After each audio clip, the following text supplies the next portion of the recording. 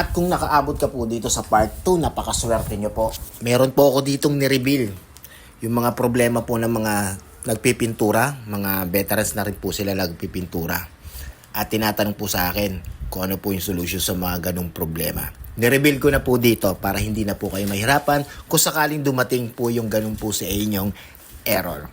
Kaya ako sa inyo, huwag nyo pong i-skip. Panoorin nyo mula umpisa hanggang katapusan. At kung nakaabot ka po dito, ibig sabihin, interesado ka po talaga sa ating tutorial pagdating po sa pintura.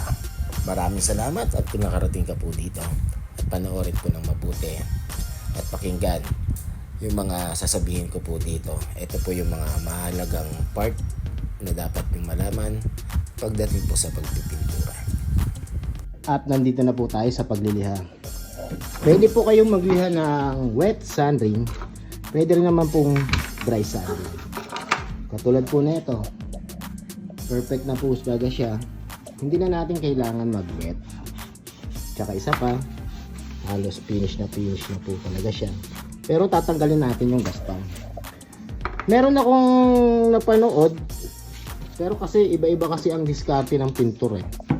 Ang kanya daw, pag after daw niya na mag primer, hindi na daw siya nagliliha at nagta-top color na daw siya. Pero po para sa akin, kasi po pag nag top color nang galing po sa primer, ang mangyayari po kasi kung anong itsura po nung primer, yun din ang magiging itsura ng pinatong nyo na pintura. Gawa katulad po nito, may mga bahagya po siyang magaspang. Pag hindi po natin tinanggal po yan at pinagpatong lang po natin, yung itsura po ng ipapatong nyo, magkakaroon din po ng ganon. Pero hindi naman totaling gaspang. Ang mangyayari, parang lubak-lubak ang dating po niya. Kasi top color nang gagawin natin eh. Kailangan pong gawin po talaga dapat po dito. Sa akin paraan lang po to ha. Kailangan po natin po talaga tong lihain bago po tayo mag top color. Para sa ganon, kung may lilihain pa po tayo dun sa top color, ay yung mga dumikit na lang po na alikabok. Kasi kung halimbawang hindi po kayo nagliha ng primer at nag top color na po kayo at may bukol, pag liha nyo po nun, lalabas po yung primer. Gawa po kasi ng ayun ang nagbigay ng bukol dun sa pinatong nyo po ng top color. Maliwanag po ba mga ka-isonda? Lihain po natin ito ng 400. Let's go. At syempre, after nyo na po siya maliha, punasan nyo po siya ng maigi.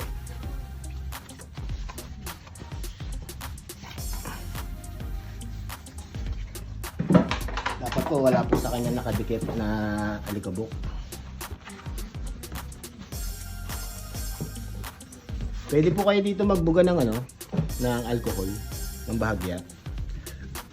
Para sa ganun yung pagpintura nyo, tanggal po talaga yung mga alikabok. Pero po ang ginagamit ko po na pantanggal po talaga sa alikabok pag ako nagpipintura na po, ito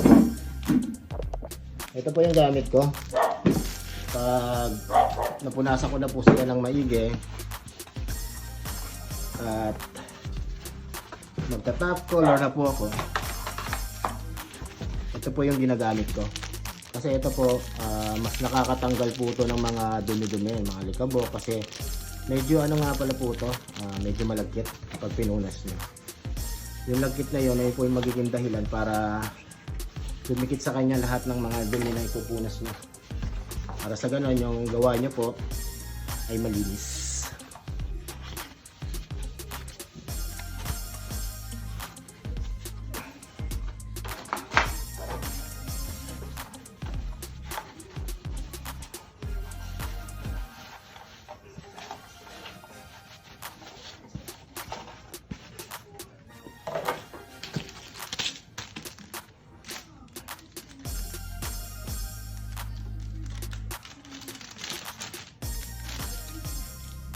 Po.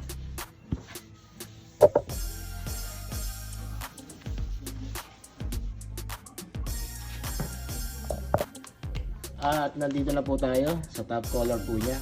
Ang kulay po nito white at saka magenta. Bali dito po mga ka-Ace Honda ko, nagtimpla na po ako ng white niya. 1:1 po to. Huwag na po kayo susobra sa thinner pag kayo nagtimpla po nito. Kasi hindi na po siya makatawan pag sumobra po kayo sa thinner. Ibig sabihin hindi na makatawan, pag bugay nyo, hindi agad po siya totally masasakluban po ng kulay puti. O kung ano man yung kulay na gagamitin nyo.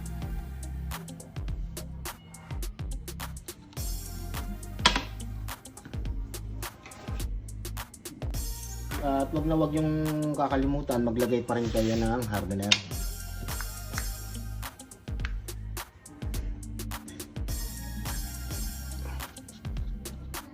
Para sa ganon, pag tumigas yung pinaka top color po niya, ay matigas. Hindi po kasi pag halimbawa po kasi wala po siyang hardener, malambot po siya. Kasi ang totally po talagang pinakamagagandang mga pintura yung may mga hardener.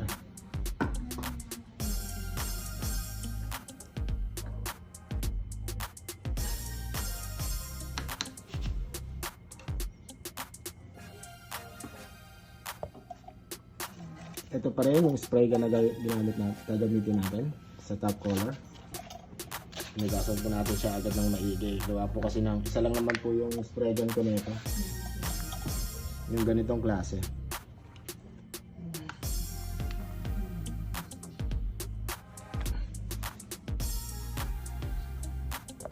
At dito sa parte na po na to mga ka-Ace Honda ko, ipapass forward na lang po natin.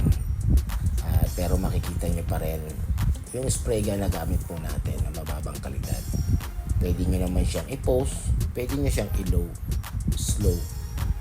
Para sa ganon, para mapakita ko lang po sa inyo na mula umpisa hanggang katapusan, yung mababang kalidad lang po ng spray gun ang gamit po natin.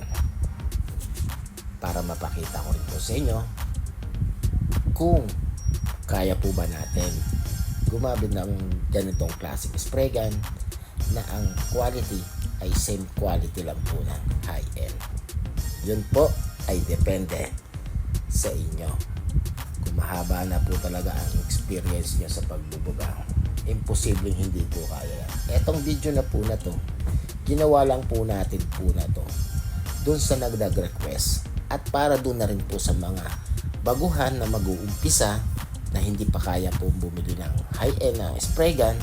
Pwede po kayo dito mag-umpisa kasi dito naman din po ako nag-umpisa sa ganitong spray gun at nasanay na po talaga ako sa paggamit po nito.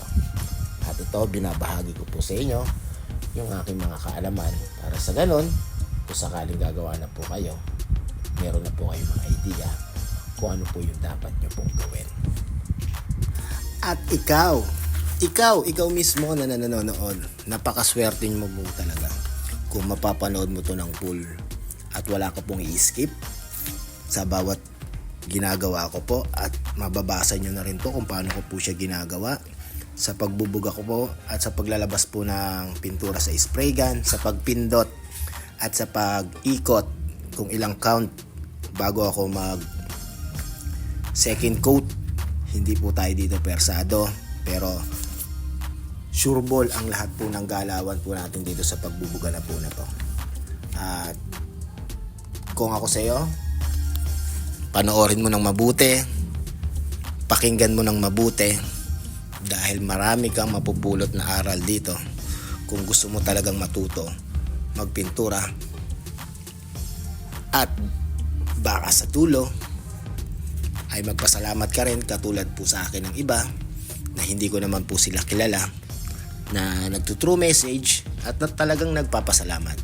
At dun pa lang po natutuwa na po talaga ako kasi nakakatulong po ako sa mga katulad ko pong pintor, sa mga katulad kong gumagawa ng carbon fiber, ng hydro dip. Nagchat-chat po talaga sila. Maniwala po kayo sa hindi. Nandito naman po sa akin yung mga message nila at hindi naman po ako nagbubura. Baka ikaw, isa ka na mismo magpasalamat sa akin sa true message. Kaya para sa iyo to at para po sa inyong lahat.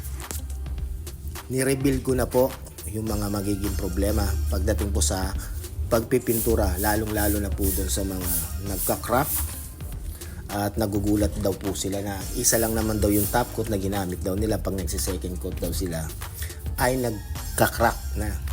Ayan, nandiyan na po, sinabi ko po dyan. Kaya panoorin mo lang at pakinggan ng mabuti ang lahat ng mga sinasabi ko at lahat po ng mga ginagawa ko. Tingnan niyo po, gayahin nyo na lang po para pag gumawa na po kayo, confidence na po kayo na maayos ang mga magagawa nyo pong project o magdi-DIY po kayo sa sarili nyo pong motor.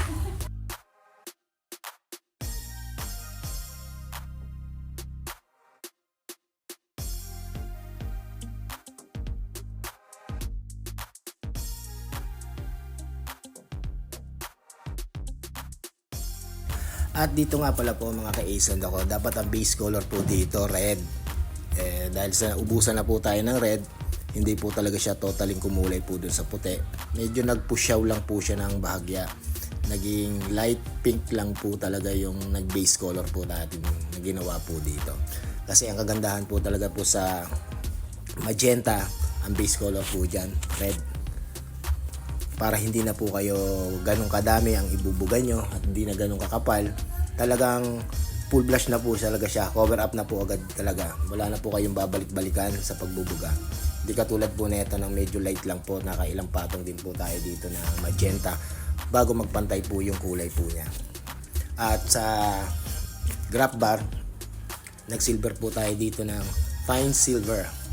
At sa pagbubuga rin po ng silver, ito rin po yung isa sa pinakamahirap at dapat talaga mahaba na rin talaga ang experience nyo pag kayo nagbuga po ng mga ganitong kulay na silver o yung mga mica kasi ito po yung sanhi na nagkakaroon po ng haspi pag mali po talaga ang pagbubugan nyo po. At alam ko naman na magagawa nyo rin po yan balang araw ng maayos at malaki rin naman din ang potential kung talagang seryoso ka sa pagpipintura ng iyong mga ginagawa.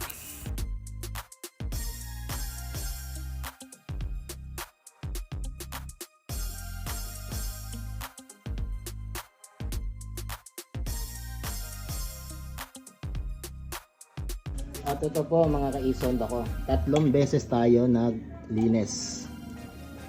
Katulad ng una, pangalawa at pangatlo. Sa pangatlo dapat malinis na malinis. Gawa po kasi ng magpa-final coat na tayo. At sa pag-mix nga pala po ng top coat, para po mas mabilis nyo po maintindihan, yung isang punong-punong baso, hatiin nyo po ng 5. Yung 4, ganun po kadami po yung top coat. At yung pang-5 na hati, ganun din po kadami po yung hardener na ihalo nyo. Para sa ganun, saktong-sakto po yan. Ito pa yung pinaka mas matinding tips po dyan. Kung halimbawa magpa-follow up po kayo ng top coat, ura-urada, hindi po siya magre-wrinkles. Hindi po to binibigay ng isang pintor. Ako lang po ang magbibigay po sa inyo. Para sa ganon, hindi po kayo magkaroon ng problema pag nag-second coat na po kayo. Gawa po kasi ng karamihan po sa mga nagpipintor. Kahit veterans na po sila, nagtatanong po sila sa akin kasi dumarating din sa punto po yung nagre-wrinkles. Nagtataka sila, isang top coat lang yung gamit nila tapos ngayon pag nag-follow up daw sila ng second coat, nagkakaroon sila ng problema. Yan ang pinaka mabigat na tips ko para doon sa inyo po. Sa inyo pong lahat, binigay ko na po sa inyo ang sikreto para hindi na po kayo mag-error. Tandaan nyo lang po mga ka-Ason ako. Pag matabang po ang timpla nyo sa hardener, pag nag-second coat po kayo, magre-wrinkles. Sa susunod ng pintura nyo, magpapasalamat po talaga po kayo sa akin dahil ako lang po na pintor ang nagbigay sa inyo ng tips na po na ganyan. Sa totoo lang po mga ka-Ason ako, hindi ko po talaga dapat to sabihin po sa inyo. At kasi dahil po dito sa video na to, mas marami po akong matututo sa pagdating po sa pagpipintura. At parami po sa akin nagpasalamat po. Sa totoo lang mga ka-Ason ako, datihan na sila nagpipintura. Pero nag-chat po sila sa akin, pa-help daw. Bakit daw ganun daw? Sinasabi ko naman, hindi naman po talaga tayo madamot. At dito po mga ka-Sonda ko, yung top coat nilagyan po natin po ng chameleon na high grade. Nang bahagya lang para sa ganon yung super white na in-apply po natin ay magkakaroon po ng twist pag natatamaan po siya ng liwanag. Para sa ganon, hindi lang po siya plain kasi uso naman po talaga sa ngayon yung may mga glitters at nagbabahagyang kulay pagdating po sa mga angle. At dito po mga ka-Sonda ko, pansinin nyo po, ayan pa rin ang gamit natin pong spray gun at kung paano po ako magpintura. Ito po, sa unang buga, pwede na po agad po kayo mag full coat. Wag naman po yung full coat na lunod yung full coat na makikita nyo na dinadaanan po talaga po siya ng top coat. After 1 to 2 minutes, pag matindi po yung sikat ng araw at mainit ang pakiramdam nyo, pwede na po kayo mag-umpisa ulit agad. Pwede nyo agad po siya i-follow up ng second coat. Hindi nyo na po kailangan ng paabutin po siya ng 10 to 15 minutes. Basta lang po mainit yung sikat ng araw. Dahil sa mainit po dito sa aking lugar, nasa bubong po tayo, at talagang napakainit po ng oras na to. Yun lang po ang technique. Para makita nyo po yung pinaka-solid po ng tintab po ng top coat. Karamihan po kasi minsan din sa nagchat-chat din po sa akin, nag-top coat na daw po sila. Tapos ngayon, nagpatuyo sila ng 10 to 15 minutes. Nag-second coat daw sila ng full coat. Tapos ngayon, dinoble daw nila agad yung pintura. Alam niyo kung anong mangyayari po doon, mga ka-Sonda ko. Magkakaroon po yun ng bubbles na maliliit. At pag nagkaroon po yun ng bubbles na maliliit, magkakaroon kayo ng malaking problema po doon. Dahil dun sa problema na yon, nagkaroon kayo ng bubbles na maliliit, ang hirap po niya solusyonan. Magliliha po kayo, tapos magtatapkot kayo, magliliha-out kayo, ganun at ganun pa rin ang lalabas. May technique din po ako dyan. Pero kung pipilitin nyo ako, sasabihin ko rin naman. Pero sa susunod na natin vlog. Ayan guys, mga ka-Sonda ko, talagang pinipinish na po natin. At iisa-isahin po natin po ito, yung mga panel, kung same lang po ba ng quality ang high-end na spray gun doon sa mababang kalidad po na spray gun na gamit po natin. Ito para malaking challenge din po sa akin to, para lang din maibahagi ko po sa inyo mga experience ko po sa mahabang panahon. Dekada na po tayo nagbubuga. 16 years old pa lang po ako ang nagbubuga na po ako. Ngayon magpo 45 na po tayo. Kaya nga siguro po hindi po ako nakaalis ng ibang bansa at ilang beses na po. Sabi ng Diyos na siguro ito yung daan para maibahagi ko po sa inyo lahat ang aking kaalaman. Doon sa mga madadamot na hindi nagbibigay ng kaalaman, at ito na siguro para maibahagi ko po sa inyo. Sana po mas nakatulong po ang video na po na to doon sa mga gusto po talagang matuto sa larangan po ng pagpipig. At maraming pong salamat sa nakapanood po ng video na to. At syempre, wag nyo naman po kalimutan i-share. At wag nyo na rin kalimutan mag-like. At syempre, mas lalong wag nyo na rin kalimutan mag-subscribe. Kasi mahaba na rin tayo nag-upload ng video po dito sa YouTube channel. Pero hanggang dun lang po talaga yung aking mga subscriber. Pero doon sa mga chat po sa akin, ang dami po nagchat-chat. Pero hindi po ako nagsasabi po sa kanila na napanood mo na pala pero hindi mo naman ni-like, hindi ka man lang nag-comment. Minsan kasi nagtatanong po ako doon sa mga nagtatanong po sa akin. Ang tanong ko po ay, nag-like po ba kayo? Nag-comment po ba kayo? Kasi hindi ko po kayo kilala eh. Ganon. Hanggang sa dumating sa punto na mayroon sa akin nagsalita. Napakagaling naman din talaga po niya magsalita. Hanggang sa nabudol na lang po talaga ako. Hanggang sa na-scam po tayo sa pagtuturo. Kaya ngayon po mga ka-Sonda ko, medyo na-phobia na rin po ako doon sa mga nagtatanong po sa akin tungkol sa ganyan. Kasi yung isang tanong nyo, hindi lang naman po isang tanong yan eh. Ang daming tanong nyo, hanggang sa naging parang magka-close na tayo. Kaya yun na po ang iniiwasan ko. Pero sa totoo lang maganda po sana yung ganyan eh. Pero dumarating din sa punto yung scammer na pala ang kakausap ko. At dito po mga ka-Sonda ko, nagpa-final na po tayo dito. At yun pa rin yung spray gun na gamit ko. At panoorin nyo lang po talaga ng mabuti po yan mga ka-Sonda ko. Malaking matutulong po sa inyo na lalo dito sa mga baguhan.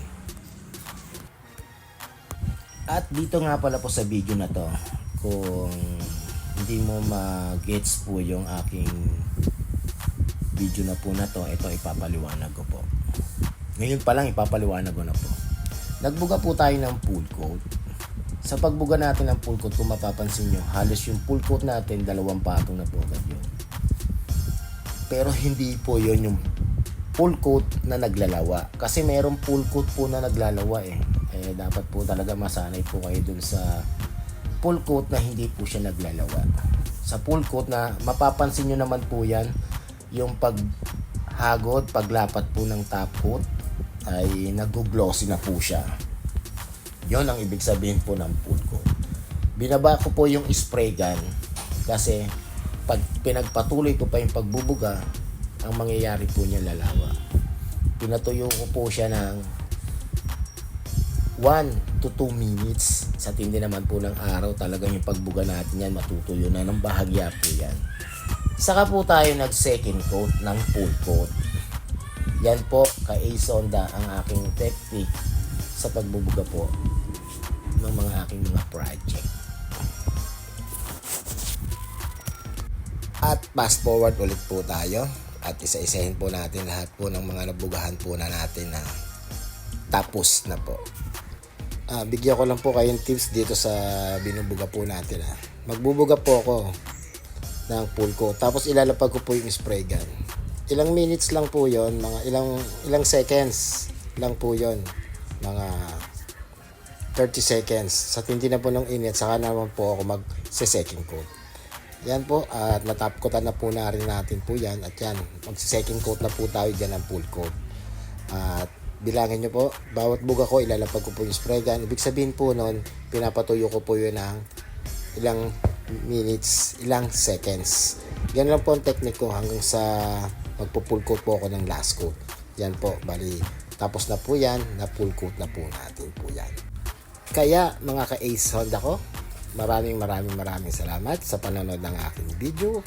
At sana marami rin kayong natutunan sa aking mga nabahagi pagdating po sa pagpipintura. Maraming salamat po ulit sa walang sawang nagtitiwala at sumusuporta po kay Sonda.